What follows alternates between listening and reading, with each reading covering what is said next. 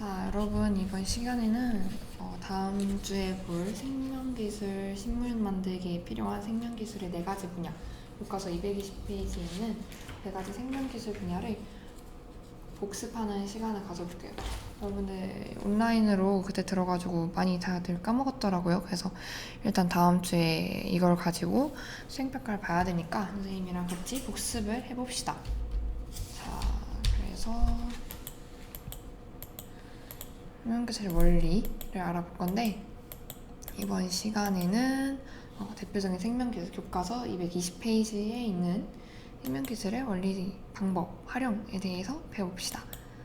자, 맨 첫 번째 유전자 제조학 기술부터 볼 건데, 유전자 제조학 기술 교과서 221페이지 펴보세요. 유전자 제조학 기술 뭐였죠?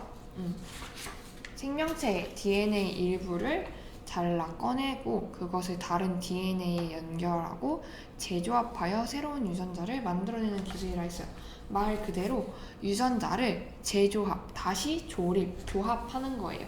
내가 일부 이만큼을 바꾸고 싶어. 그럼 그걸 잘라서 그걸 다른 DNA에 연결해 재조합을 해서 아예 새로운 유전자를 만들어내는 기술을 유전자 재조합 기술이라고 합니다. 그래서 어떻게 이렇게 사용을 하냐, 내가 예를 들어서 유전자에 어떤 기능을 추가하고 싶어. 여기 보면은 예를 들어서 내가 만약에 한 생물에 DNA가 있어요. 그럼 그 DNA 일부를 분리를 해야겠죠. 내가 어떤 기능을 예를 들어서 스파이더맨 같이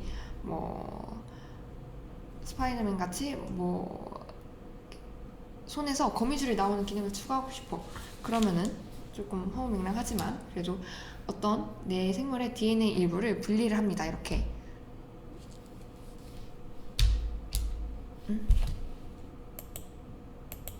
분리를 딱 했어요. 이만큼을 내가 분리를 하고 이제 그 자리에 원하는, 이렇게 자른 다음에 원하는 기능을 가진 생물의 DNA 조직을 이제 연결을 합니다.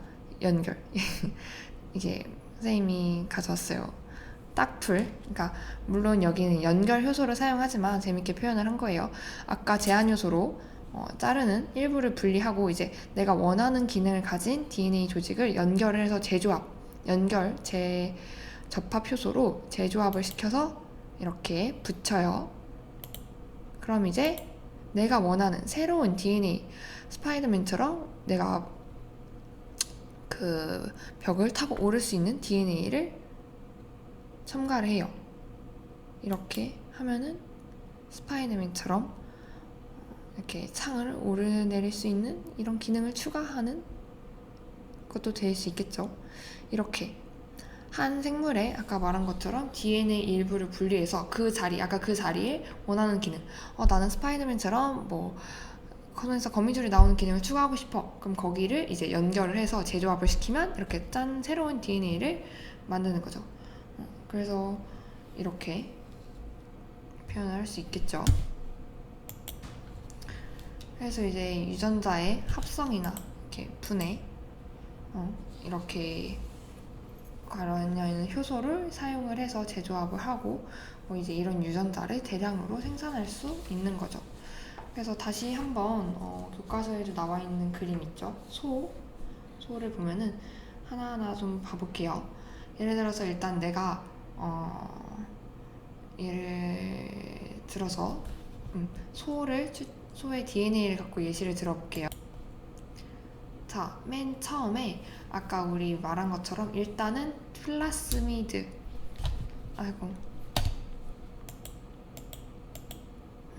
플라스미드를 분리한다. 그 말은 여기 교과서에도 나와 있는 것처럼 이거 있죠. 이 고리 모양의 DNA를 우리는 플라스미드라고 해요. 그러니까 쉽게 말해서 그냥 DNA라고 생각해 주시면 돼요. 예를 들어서 맨 처음에 일단은 DNA를 분리를 해요. 대장균에서 이 고리 모양의 DNA를 우리 플라스미드라고 하는 거예요. 그래서 이 DNA를 꺼내와요. 그래서 꺼내서 아까 뭐라 했죠? 그렇죠. 제한 효소. 잘라야 된다 했어요. 이렇게 했으면 이제 그 다음 단계는 제한 효소로 플라스미드 일부를 자릅니다. 아까 말한 이 가위 역할을 하는 게 이 제한 요소예요. 이 제한 요소로 이만큼을 원래 있었는데 이렇게 잘라냈죠. 이렇게 일부를 자릅니다. 내가 재조합을 하고 싶으니까. 그 다음에 내가 이제 원하는 DNA가 있잖아요. 내가 예를 들어서 이 소에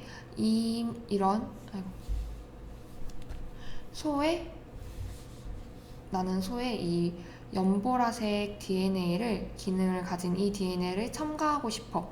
그러면은 이 목적을 하는 DNA를 마찬가지로 잘라서 연결 요소, 이 효소로 접합을 합니다. 접합을 이렇게 딱 여기다 갖다 붙여요. 그 다음에 이렇게 갖다 붙이고, 그러면 이제 아예 새로운 재조합된 DNA가 얘는 이제 새로운 DNA인 거죠. 재조합된 DNA가 만들어집니다. 그럼 이제 이거를 이제 실제로 사용을 하려면은 대량으로 배양을 하는 거죠. 이제 다시 이 목적으로 하는 아까 만들어진 새로운 DNA를 대상균에 넣어서 번식을 시키면은 이제 대량으로 내가 원하는 것을 사용을 할 수가 있죠. 배양을 해서 얻을 수가 있죠.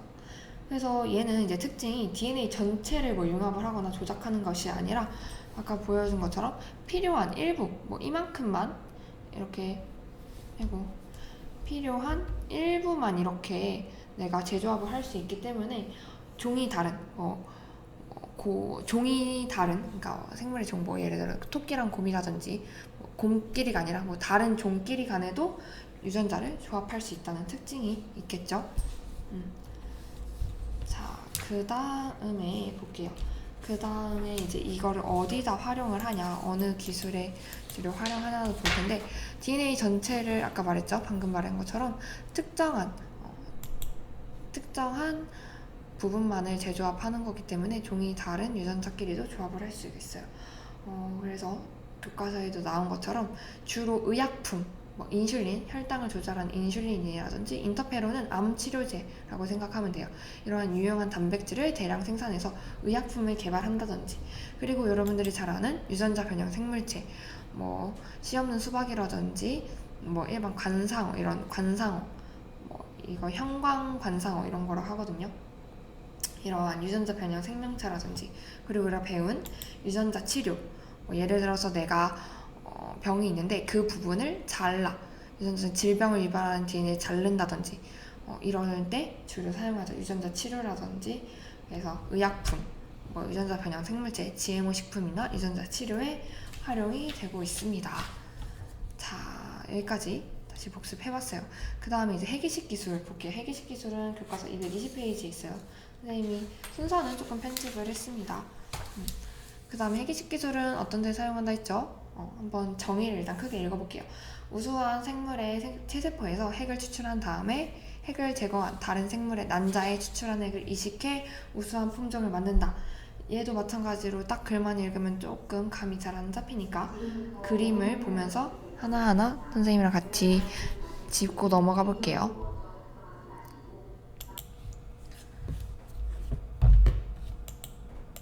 자, 우선 첫 번째, 내가 예를 들어서 소를 복제를 하고 싶다고 합시다. 자, 우선 내가 먼저 우수한 소가 필요하겠죠. 우수한 소를 데리고 이렇게 데리고 올게요. 그러면은 자, 우수한 유전자의 소가 있어요. 그러면 이제 이 소의 핵을 추출을 해야겠죠. 이 핵을 추출을 합니다. 핵을 추출을 했어요. 그러면은 이제 그 다음에 필요한 거는 난자가 필요한데, 난자를 제공할 소도 필요를 해요. 그래서 이 난자는, 이 소의 난자에 있던 원래 핵은 제거를 하고, 이 난자의 핵은 제거를 하고, 그 다음에 아까 추출한 핵 있죠? 그 핵을 핵이 제거된 난자에 이식을 합니다. 이 단계가 핵 이식이에요. 여기다 짝 핵을 이식을 해요. 이렇게 이식을 했습니다. 그 다음에 이제 이 핵을 대리모의 소에 핵이식된 난자를 집어넣었어요. 집어넣어요. 착상을 시키는 거죠. 그래서 대리모의 소에게 아까 우리 이제 핵이식한 이 핵을 넣어요. 핵이식된 난자를 넣으면은 이 대리모가 새끼를 낳으면은 핵을 제공한 동물과 똑같은 소가 나오는 거죠. 그래서 보면은 내가 이 소의 형질을 하트 형질을 가진 소라고 합시다. 그럼 이 소는 마찬가지로 하트 형질을 가진 똑같은 이 하트의 소랑 복제된 소가 되는 거죠. 왜냐면은 얘의 핵을 추출을 해서 아까 이 난자는 핵을 제거했다 했잖아요.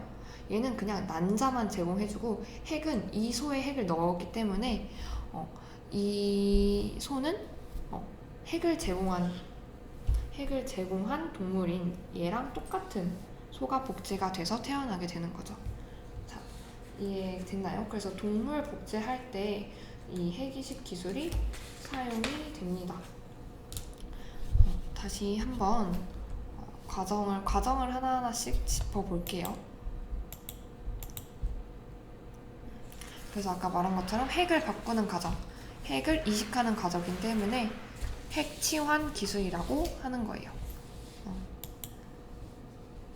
단계를 하나하나 보자면 맨 첫 번째로 뭘 해야 되죠? 우수한 유전자의 생명체에 체세포를 추출을 합니다. 자, 여기서 우선 맨 처음에 체세포를 추출을 해요. 체세포를 추출해서 여기 이 핵이 중요한 거예요. 이 핵을 추출을 했어요. 그 다음에 이제 난자도 필요하니까 이제 제공된 난자, 얘는 이제 난자를 제공하는 양이에요. 그러면은 얘는 이제 난자에서 얘는 이제 핵을 제거를 합니다. 왜냐면 내가 원하는 핵은 얘니까, 이 복제하려는 양의 핵이 중요하니까. 그럼 이 핵이 제거된 난자에 이 체세포를 추출을 해서 이식을 해요. 얘를 이식을 하면은 여기 들어가게 되죠. 전기 충격을 통해서 핵 이식을 합니다. 이 단계 때문에 아까 말한 핵이식 기술이라고 하는 거예요. 핵을 바꾸니까. 그래서 이 핵 이식된 난자를 대리모에게 수정란 이식을 합니다.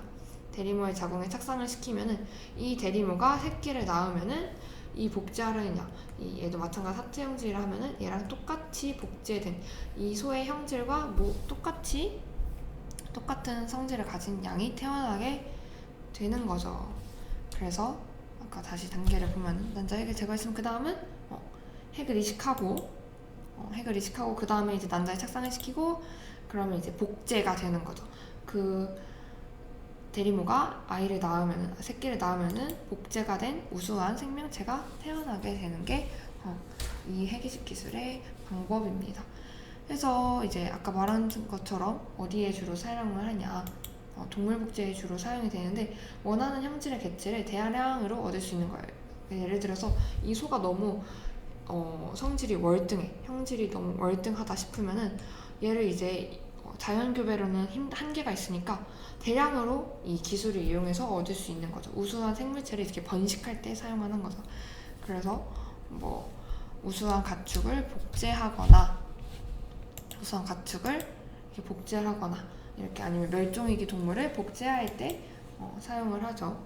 제주흑우, 이렇게 제주흑우가 개체 수도 적고 자연교배로는 한계가 있으니까 그래서 멸종위기인 거예요. 그럼 내가 이제 이런 기술을 이용을 해서 번식을 시킬 수가 있겠죠. 자, 그 다음은 이제 우리 세포융합 기술에 대해서 알아볼 건데, 세포융합 기술은 말 그대로 세포를 인공적으로 결합을 해서 하나의 세포로 만드는 거예요. 그래서 어떠한 원리를 간단하게 설명을 하면은 두 개의 형질을 모두 갖는 거죠. 여러분 수학에서 A와 B의 교집합 알죠? A와 B의 교집합은 A의 특성, B의 특성을 모두 가지고 있는 거잖아요. 얘도 마찬가지로 예를 들어서 아이언맨과 헐크가 있어. 그러면은 이 두 가지 형질을 모두 가진 잡종세포를 짠 하고 만드는 거예요.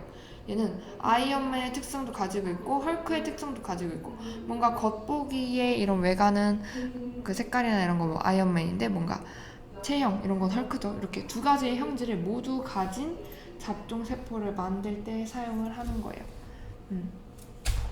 그래서 단계를 하나하나 한번 볼게요.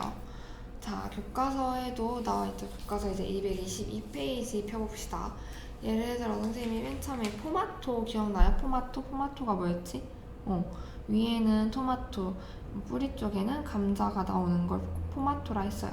자, 그러면 첫 번째로 봅시다. 우선 서로 다른 두 개의 생물에서 세포를 채취를 해야 돼요. 자, 첫 번째로 내가 토마토 세포를 뽑아오고 그 다음에 감자 세포를 채취를 했어요. 그럼 이제 이거를 합쳐야 되는데 근데 식물 세포는 여러분 동물 세포와 달리 세포벽이라는 게 있어요.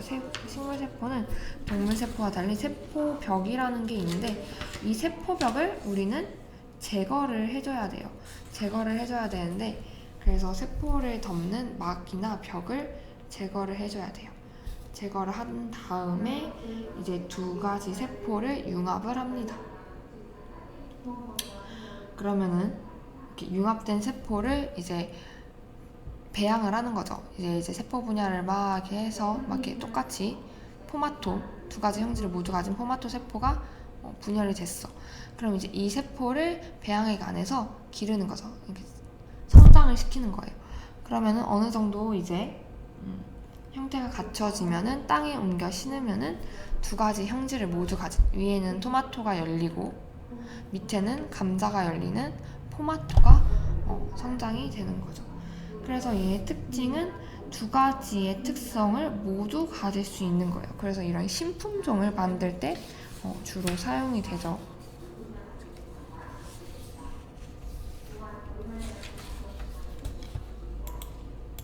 자, 그래서 보면은 여기 봅시다.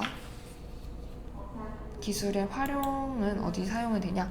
각각의 유용한 특성을 모두 가질 수 있는 거예요. 그래서 뭐 아까 말한 포마토라든지 뭐 무추라든지 얘는 밑에는 무가 나오고 위에는 배추가 나오는 이런 무추나 포마토 이런 데에 사용이 돼요. 그래서 식물 세포는 동물 세포와 달리 세포벽이 있어서 세포 융합 전에 꼭 반드시 세포벽을 제거하는 과정이 필요해요. 반면에 동물 세포는 식물 세포와 달리 세포벽이 없어요. 그러다 보니까 이렇게 융합을 하기에 간단한 특징이 있죠. 그래서 교과서에도 나와 있는 단클론 항체, 이거 기억나죠? 단클론 항체. 그래서 융합을 해서 사용을 하는데 동물 세포는 이제 융합을 간편한 대신에 형질이 어느 정도는 유사해야 돼요. 형질이 너무 다른 종이면은 곤란하기 때문에 형질이 어느 정도 유사할 때 주로 사용되죠. 그래서 단클론 항체도 한번 다시 볼게요. 단클론 항체도 보면은 기억나죠, 여러분? 단클론 항체. 하나의 항원에만 반응하는 항체를 단클론 항체라고 했었죠. 그래서 예를 들어서 내가 하나의 항원에만 반응하는 항체를 개발하고 싶을 때 이 동물세포 융합 기술을 사용을 하는데 볼게요. 내가 주위에서 항체를 얻는 거예요. 항체가 뭐였지, 얘들아?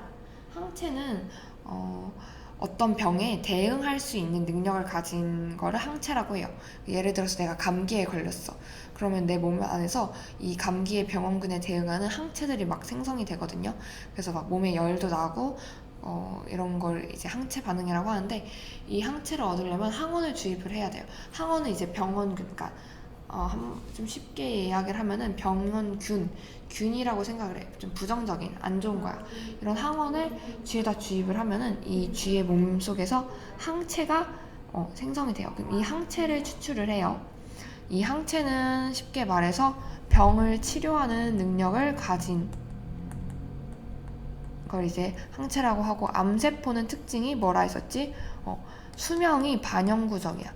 수명이 길다. 수명이 롱하다. 그래서 얘를 이제 세포를 융합을 하는 거지. 그러면은 이 잡종세포는 항체를 만들고 반영구적이다. 반영구적인 게 뭐라 했죠? 수명이 긴 거라 했어요. 그러니까 병을 치료하는 능력도 있고 수명도 긴 거야. 그럼 이거를 이제 단클론 항체라고 했었죠.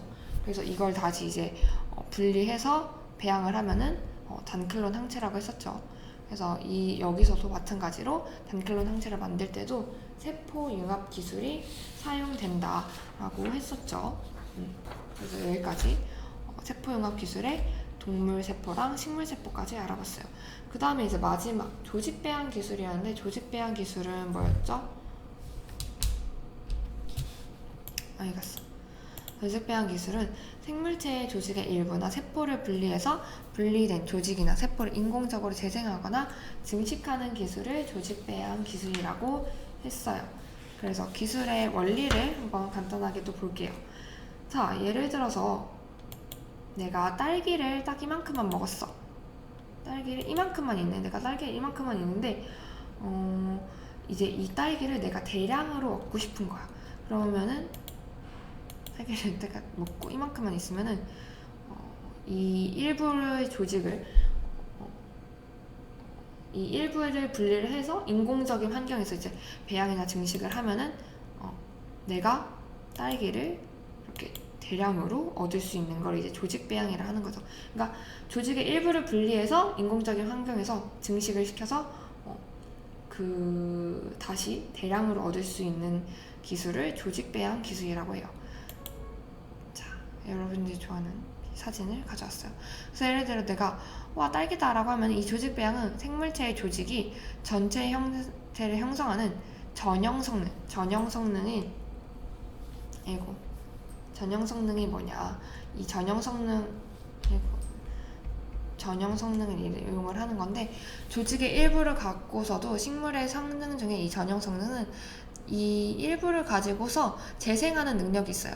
다시 전체 형태를 형성하는 능력을 우리 전형 성능이라 하는데, 이 능력을 이용을 하는 게 조직 배양 기술입니다.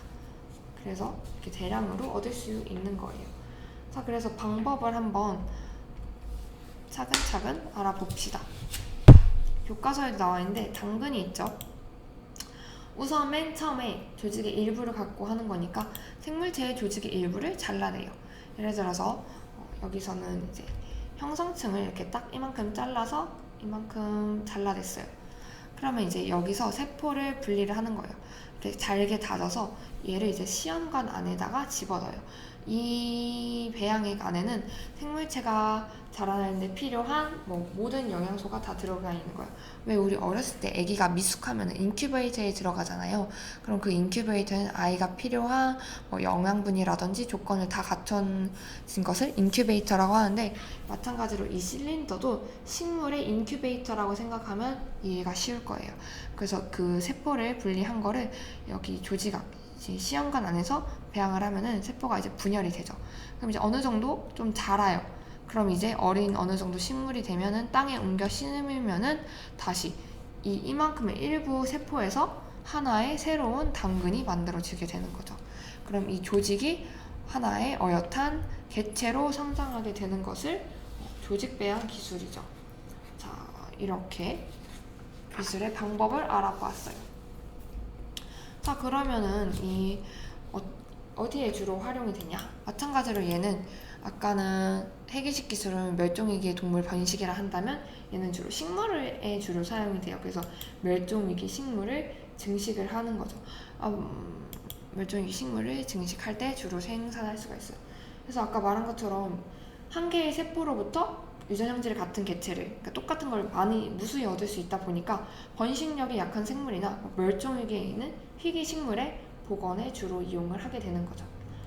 그래서 채소류나 화초류 이런 거에 대량 증식, 그래서 모종을 생산하든지 개체수를 늘린다든지 이런 데에 주로 사용이 되는 거죠.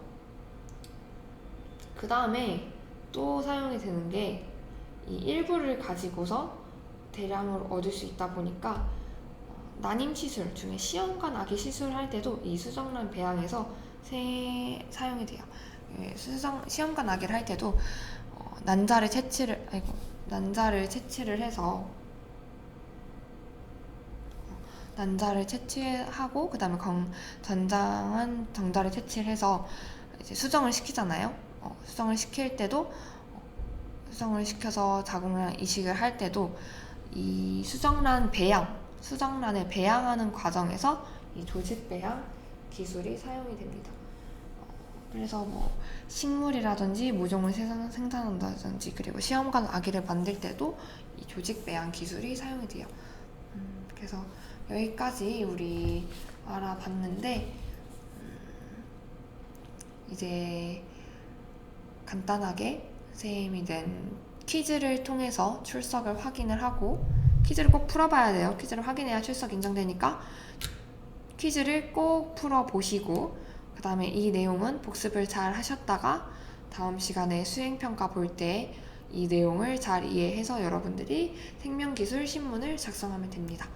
자, 이번 시간 모두 수고 많았고 퀴즈 꼭 풀어보시고 다음 시간에 만나서